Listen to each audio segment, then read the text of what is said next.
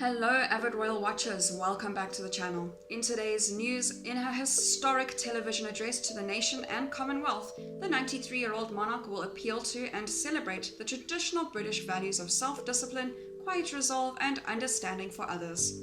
It comes as the government announced on Saturday that the 5-year-old child with underlying health conditions is among 708 people who have died from COVID-19, the highest daily total so far.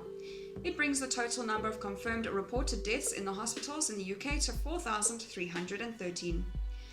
The Queen will rally the nation by challenging all of us to act in a way that will ensure those who follow us will say this generation was as strong as any of our forefathers. I am speaking to you at what I know is an incredibly challenging time, she will say in the broadcast reported by White Drawing Room at Windsor Castle. A time of disruption in the life of our country, a disruption that has brought grief to some, financial difficulties to many, and enormous changes to the daily lives of us all. In a faint echo of Sir Winston Churchill's "This was our finest hour" speech, she will appeal to her fellow countrymen's sense of history in a typical understated way. Speaking about how the nation has reacted to the pandemic, she will say, "I hope in the years to come everyone will be able to take pride in how they responded to this challenge.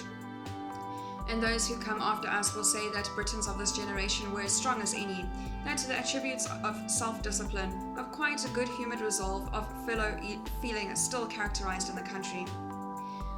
The Queen, who will be 94 on April 21st, will thank those at the NHS frontline, care workers and those carrying out essential roles.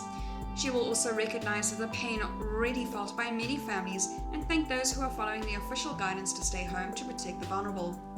Although she has been waiting for her ministers to advise her on the best moment to make an intervention during the crisis, her broadcast is a deeply personal message reflecting her experience in other difficult times, according to a royal source.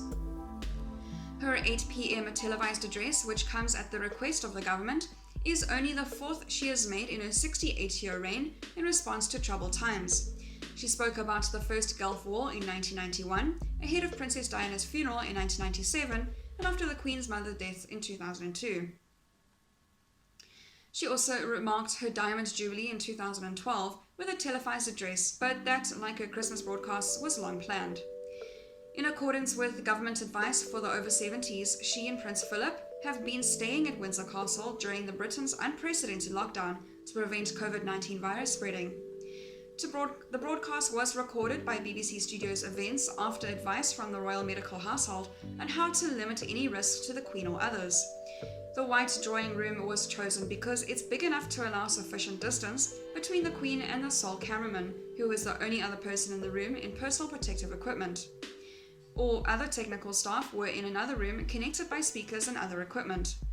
The broadcast is 4 minutes 30 seconds long and the Queen speaks for 4 minutes and 15 seconds. Although the Queen's deliberately understated style lacks Churchill's rhetorical flourishes, her appeal to history evoked comparisons with the wartime Prime Minister's speech in the House of Commons on June 18, 1940. As the Germans came close to victory in the Battle of France, following the evacuation of the British Expeditionary Force from Dunkirk, Churchill braced his country for the coming Battle of Britain. He concluded his speech with the immortal words, "Let us therefore brace ourselves to our duties, and so bear ourselves that, if the British Empire and its Commonwealth last for 1,000 years, men will still say, that was their finest hour." This week, Prince Charles offered his own message of hope to the country when he recorded a video after coming out of isolation following a positive test for COVID-19.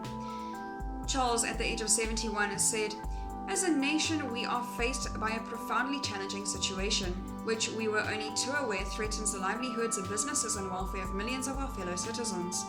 None of us can say when this will end, but it will end. Until it does, let us all try and live with hope and with faith in ourselves and each other. Look forward to better times to come."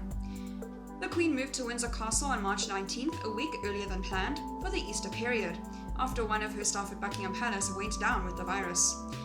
All royal engagements at the moment are being conducted over the phone or by video conference.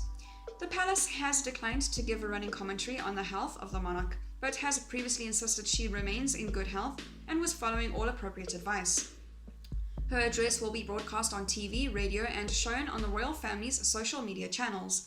It will also be broadcast in some Commonwealth countries. That is all for today's news. Thank you very much for watching. I'll see you next video.